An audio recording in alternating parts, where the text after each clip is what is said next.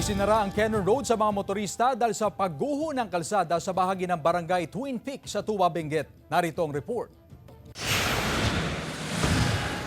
Pansamantalang isinara ang Cannon Road sa bahagi ng Camp 2, Barangay Twin Peaks sa Tuba, Benguet. Matapos gumuho ang bahagi ng kalsada roon noong Biyernes, September 6. Humina raw ang pundasyon ng kalsada dahil sa pagdaloy ng tubig sa ilalim ng lupa, bunsod ng pagtaas ng antas ng tubig sa Wood River dahil sa madalas na pag-ulan. Mga residente lang at motorsiklo ang pinapayagang dumaan sa kalsada, kaya pahirapan ang sitwasyon. Payo ng otoridad ang iba yung pag-iingat sa pagtawid. Inabisuhan naman ang mga ibang motorista na dumaan sa Marcos Highway para sa mas maayos na biyahe. As soon as possible, pwede ganun. Para at least na kung sino mang magbibiyahe, hindi abalan ganun.